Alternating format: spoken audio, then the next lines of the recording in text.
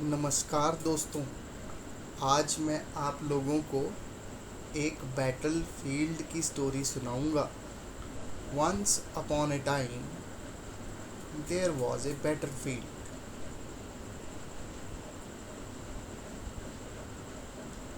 उस battlefield में राजा आकर लड़ा करते थे।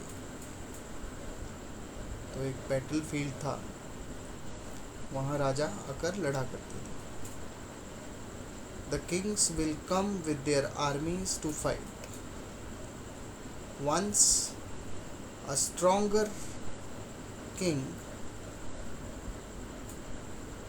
after winning, started firing the arrows randomly in all directions. After winning, he fired the arrows randomly in all directions. But there was a sage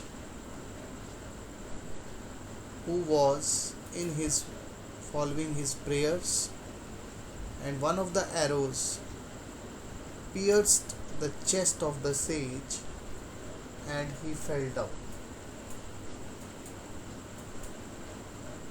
तो उस ऋषि ने मरते हुए उस बैटल ग्राउंड को श्राप दिया कि आज के बाद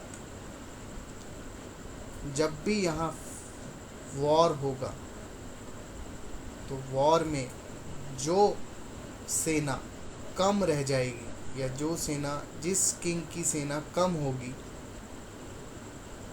या स्मॉल होगी नंबर में, वो स्ट्रांग हो जाएगी। And one person will fight one person without any arms. So no firearms will be there, and जो भी सेना कम होगी वो स्ट्रांग हो जाएगी। अब हुआ क्या? बैटल ग्राउंड में वॉर हुआ।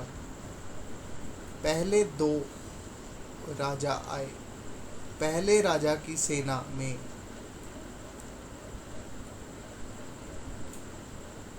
7,000 खिलाड़ी थे और दूसरे राजा की सेना में 4 खिलाड़ी थे,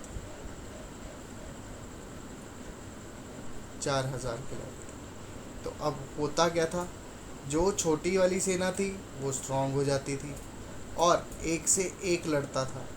सो एक से एक लड़ा, एक से एक लड़ा,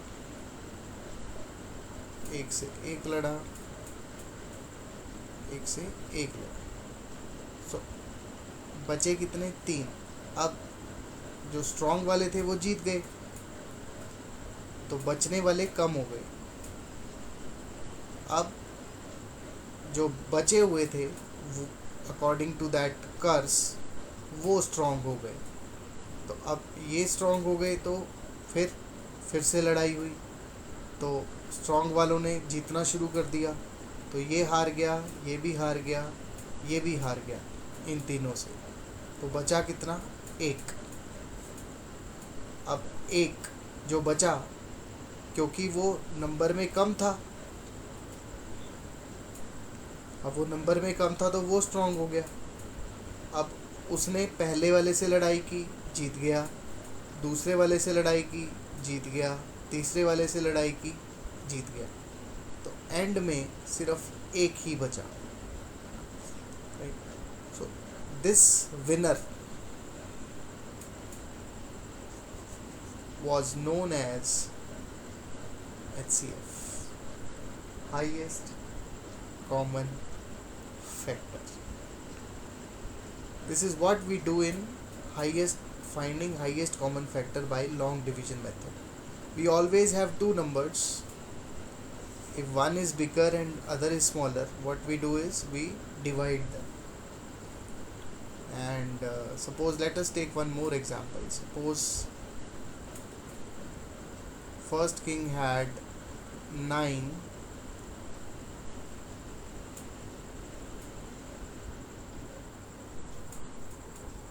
players and the second king had 4 players. तो कम कौन थे? ये 4 कम थे, तो ये स्ट्रांग हो गए। ये स्ट्रांग हो गए तो इन्होंने फाइट करना शुरू किया। तो इन चारों ने पहले इन चारों को हराया, फिर अगले चारों को हराया, तो एक बच गया। जब ये एक बच गया तो अब लड़ाई की रेशो होगी इधर 1 और इधर 4। तो अकॉर्डिंग टू कर्स ये स्ट्रांग हो गया। इसने अब इनको हराना शुरू किया। एक का एक के साथ युद्ध हुआ, इसने हरा दिया, फिर इसने इसको भी हरा दिया, इसने इसको भी हरा दिया, इसने इसको भी हरा दिया। तो अकेला एक ही विनर बचा। So this winner is called HCF. Let us take one more example.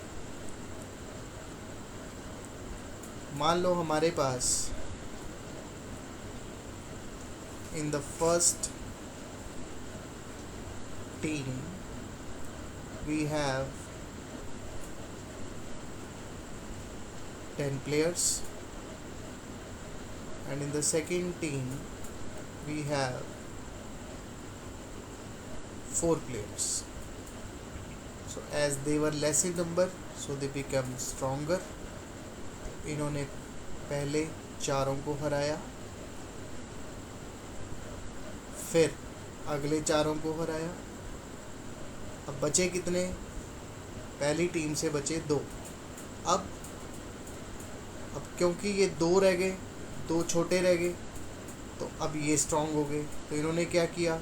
अब इनसे जब फाइट हुई तो इन दोनों ने इन दोनों को हरा दिया क्योंकि ये वीक थे, और अगले दोनों को भी हरा दिया। Now no player remains.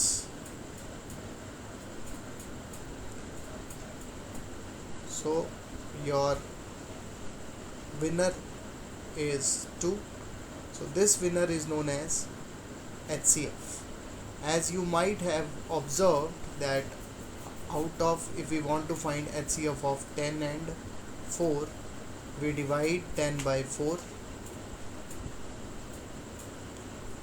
and then we divide 4 by 2. So your 2 is the HCF. So this is the story about HCF.